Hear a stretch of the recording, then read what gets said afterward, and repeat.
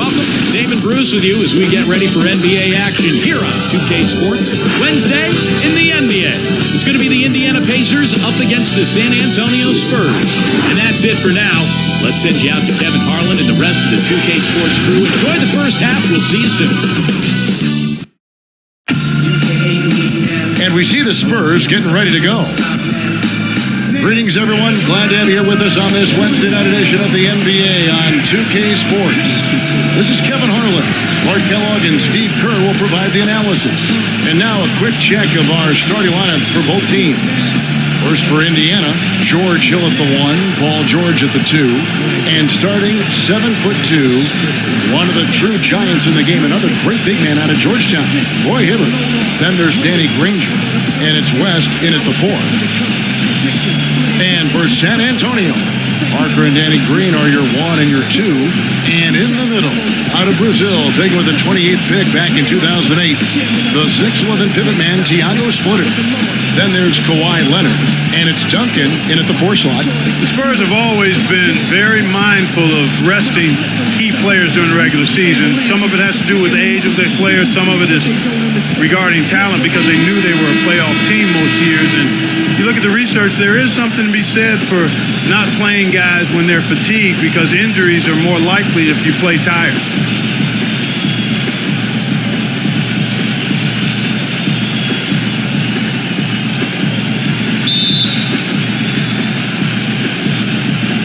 And it's going to be the Pacers off the tip. Hill kicks it to West. George. West passes to Hill. Granger left side. Duncan on him. Fades back. Moves back up. And, there's a whistle. He was going up for a layup. And while it looked like there was some contact, I wasn't sure they were going to call it a foul shot or not. But sure enough, they have. So we've got a couple of free throws coming up. Indiana shooting their first shots of the night from the charity stripe. Well, this is a club that shot 75% as a team from the free throw line last season.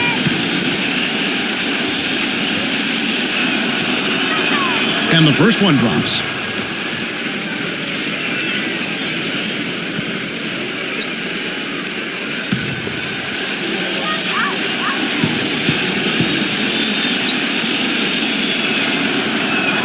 And Hibbert hits them both. When Hibbert came into the league, guys, everybody assumed he'd be a project, and that's been accurate. But projects can pay off, and to have a player with his size and work ethic and skill is a huge payday for the Pacers. He's very savvy in traffic. When he gets inside, has a kind of an uncanny way of shielding himself from contact and finding a way to finish at the rim. And here's another thing about him, Steve. Every time he gets his hands on the ball in the backcourt, he's a one-man fast break. Here's West. No luck. Duncan with some nice D. And going back to Hibbert and Clark, you mentioned this. Looked at as a project when he came in. Taken with the 17th pick, Steve, back in 08. And a draft that you were involved with Phoenix. Well, we took Robin Lopez at 14 because he just had much better mobility athletically. We were shocked that Hibbert could eventually develop the kind of speed and lateral quickness that he's done. So pretty impressive that he's put all this work in and defied his critics. Parker with it. Well, Doris, an interesting game. Moments ago, you had a chance to talk with head coach Frank Vogel. What do you have to say? With the amount of titles and rings the Spurs have racked up in their careers, Coach admitted it could be a little intimidating playing against them. He said Duncan is an instant Hall of Fame guy, and that can scare teams. We have to be fearless and play just like they are any other team, any other extremely talented team. Easier said than done, guys. And as always, Doris, thank you. Here's George following the basket by Tim Duncan. Granger outside. Trains it from beyond the arc. Granger's got himself on the board with 3 there.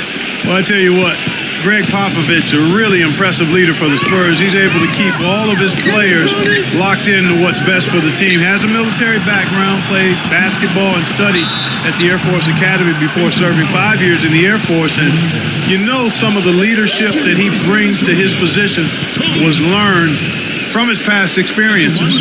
And Clark, you mentioned Pop's time at the Air Force Academy. That's where he got his start in the coaching ranks. Yeah, 6 years as an assistant there. He was head coach at Pomona, an assistant coach with the Golden State Warriors and the Spurs, and eventually moved into the front office in San Antonio. But wow, what an amazing run it's been for him. 17 years as the head coach of the Spurs.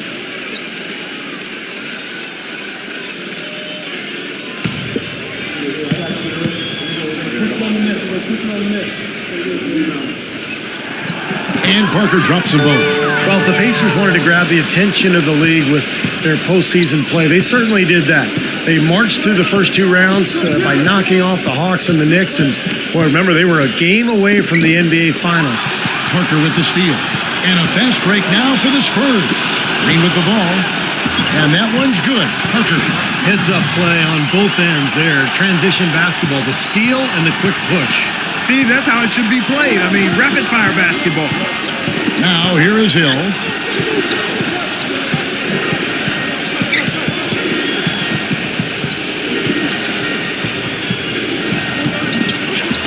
Good D by Parker.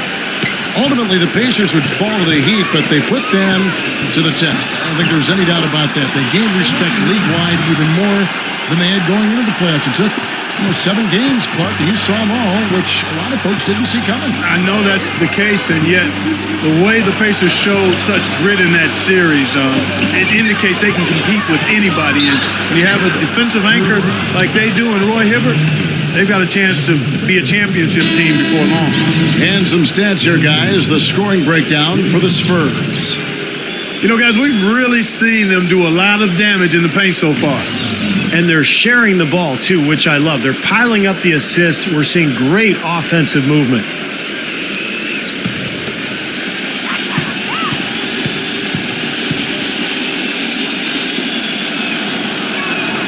That free throw good from Granger.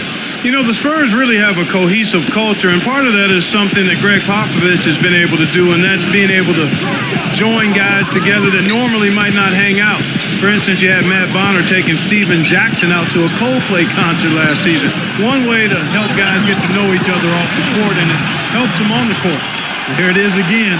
On a lot of their possessions this first half, they've established great position inside. Yeah, getting the ball into the post should be their first option every time down. Force the defense to adapt and adjust. Watson with it, covered by Parker. Watson kicks to Granger. Backing down. Shoots from the post. Stolen. And it's blocked by Bonner. And that's out of bounds. Indiana will retain possession. Chris Copeland's checked in for the Pacers.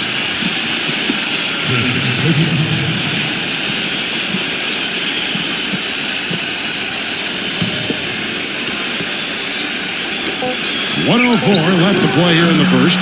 And it's Stevenson missing. And back to Popovich and the Spurs, he really makes a point of getting to know his players and have them get to know one another. That's right, Kevin. He likes to have his players have a sense of perspective about the world. He wants them to know that there are other things going on besides the NBA. In fact, back in 2012, he had the players watching the presidential debates together. Watson's shot is off. The Spurs have gone 5 of 8 from the field, shooting over 62%. Ginobili, a great 1-2 punch, beautiful passing, nasty jam. There it is, guys, that Olay defense. Just watching him go, Clark, right by. I think we might be seeing which team is ready to take control of this game. Yeah, that's a dunk that could absolutely get them going. I agree, Clark. And so it's Indiana with it. After the basket by San Antonio. About 7 seconds separating the shot and game clocks. Watson with it. He's against Parker. Just 5 to shoot. Tries from 16. Some solid D from Boris Diaw. Well, I think he had all the space he needed. He just couldn't find the bottom of the net. It's Ginobili outside. What a play. He simply trains it in at the buzzer. Boy, ends the quarter with a dead-eye 3 as the buzzer sounds. They had that set up, I think, Steve, and he timed it perfectly. And that does it for the first quarter. It's the Spurs up 7. And the second quarter about to get started. We'll be back in just a moment.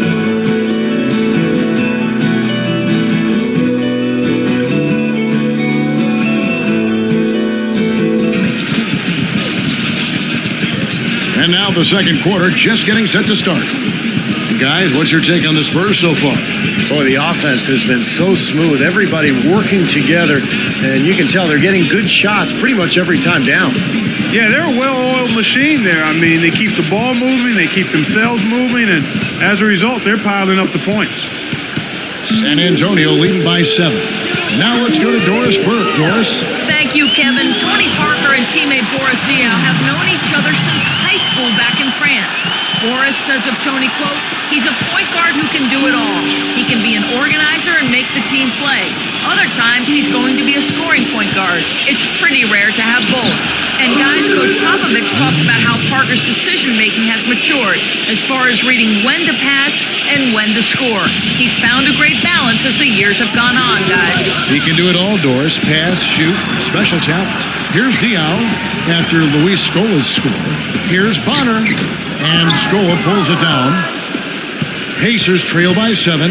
Well, he's certainly not the biggest name or somebody that strikes fear into the heart of coaches, but Matt Bonner is more than serviceable and knows how to be a thorn in the side of other teams. He just sits out on the perimeter, and when he's open, he knocks down threes. Here is Parker after the made shot from Stevenson. Diaw dishes to Bonner, and stolen by Scola. Shoots from the elbow. And the shot is long. And Bonner, the Red Rocket, so deadly with that unorthodox release from the shoulder. Yeah, three-point specialist. He helps space the floor for this great offense, and he's got a good feel, too. A good passer and knows where he needs to be defensively. Now here's Granger. Manu Ginobili able to get his shot to go. Watson, the pass to Granger. Traps in the tray. Granger's got 9. Well, it was a dismal start from the field for them in the first quarter, but they're finally starting to turn it around.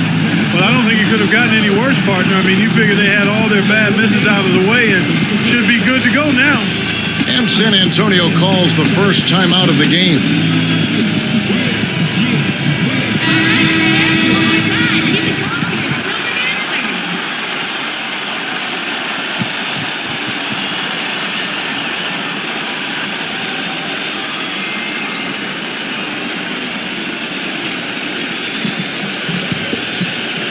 Here's Parker. He's got 10. Well, I tell you what, the Pacers did a lot of good things last year. Defended well, protected the rim and their home court. Really, the one area for improvement is probably the road record. They could get better in that area. Foul call that time on the way up. That'll give them 2 chances at the free throw line here. Well, Clark, as you said, the Pacers didn't play as well as they had hoped to on the road. For a team that won the division, they were 19-21 away from Indianapolis, and Steve, not the kind of record they wanted to end with. No, but if you're around 500 then you can control your home court, you're going to have a good season. And that's exactly what Indiana did. They ended up with the 3rd seed in the East, and all in all, a terrific year. And that one falls for Diaw. And what an amazing run it was for the Spurs last year in the postseason. You know, swept the Lakers, survived Golden State, and then dismantled Memphis on their way to the NBA Finals. And then, of course, were seconds away from another championship banner. And Diaw drops them both. Well, getting back to the Spurs, they look better and better as they went deeper into the playoffs, Clark. Heat were thought to be the heavy favorites at the start of the NBA postseason. But when they met in the finals, thoughts on who would win, I think, were pretty much split. Yeah, and eventually, you know, this was one heck of a series because the Spurs not only had experience and talent, but they had multiple options offensively and did such a terrific job sharing the ball. They took the Miami Heat to the limit, but at the end of the day, it came down to LeBron James and Dwayne Wade rising to the challenge. And there's the slam dunk to finish it off. Driving high to throw that one down. Sky high, fantastic one-hand jam. Yeah, what a way to wrap up that possession. Watson with it, covered by Parker. We're just over 2.5 minutes into the second quarter. And here's Watson. Shot clock at 5. Indiana needs to get a shot off. Granger from outside. But they get it back. Here's Scola. He feeds it to Stevenson. Passes to Watson. Some nice passing here by Indiana. Second chance shot. that misses off the backboard. And, you talk about Frank Vogel, guys, and the Pacers. It seemed he won over his roster from the moment he took over. He placed a lot of confidence and trust in his players, and most importantly, brought a breath of positivity and positive energy to that locker room and to that team. Okay, well, let's check in with Doris Burke reporting from our sideline in this game. Doris, take it away.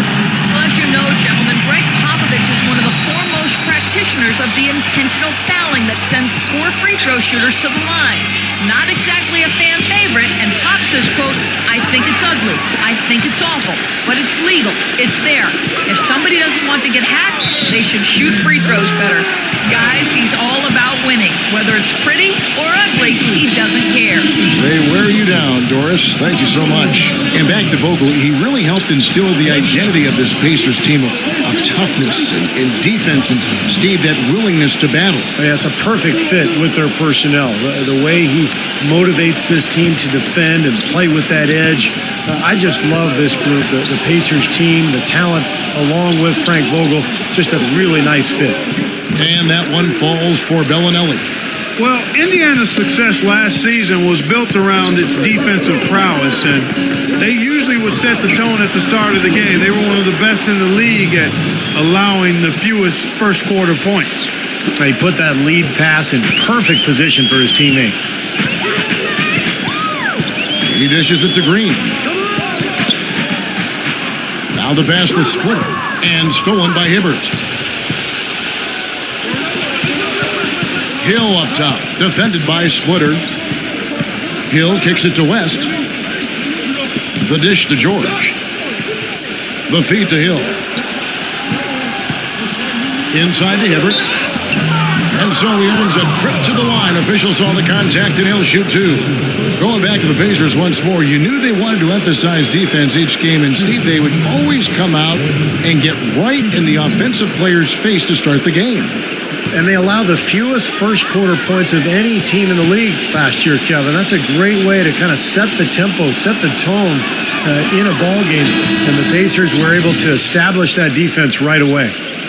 Well, I think this is one of the more amazing stats in sports when you think about it. No matter the season or the roster, the Spurs just seem to find ways to win 50 games. They've done it 14 straight seasons now, which is off the charts. C.J. Watson, he's checked in for Indiana. And Hibbert hits them both. And Clark, as you said, the Spurs last season hitting 50 wins for the 14th consecutive season. By the way, that's an NBA record. Second closest were the Lakers with 12 straight, Steve, from 79 to 91. Yeah, 58 wins last season for San Antonio.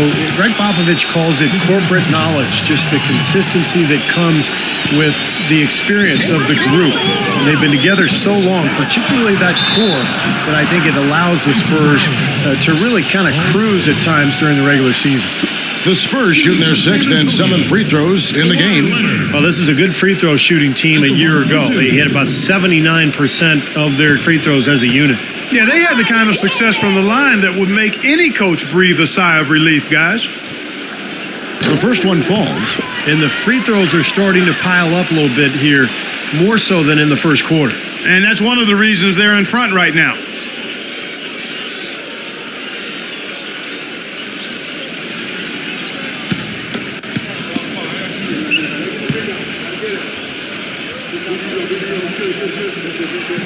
Leonard hits them both. There's 25 seconds left in the first half of the game. Watson with it. Now Green defending. West kicks to Watson. 11 seconds left in the first half of basketball. 6 to shoot. The shot by Hill. And the Pacers can't get it to go. Nobody anywhere close to him. Where's the defense? He put it down! It accounts. What a shot! I think that one was at good. The buzzer! How about that one? A perfect finish to the half for them to tack another 3 points onto their lead. And that does it for the first half of play. Spurs lead by 8. And coming up after the break, it'll be Damon Bruce breaking down all the highlights from the first half of play. And now, brought to you by Sprint. Thanks, everyone, for being with us for the midweek edition of the 2K Sports Halftime Show. At the midway point, the Spurs are playing well. They've been a terror in transition, dicing up the D on the open court. Everything is going right for Tony Parker all over the court against Indiana. He's got 10 points, and he's been able to provide some nice assists as well. And doing their best to stay alive, the Indiana Pacers. Great ball control offensively, the turnover differential a major advantage right now. Danny Granger off to a good start. No secret he can carry the team with his offense. And that's all we got for you here in the studio. Time to send you back out to Kevin, Steve, Clark, and Doris for the start of the second half. The Sprint Halftime Report, presented by Sprint.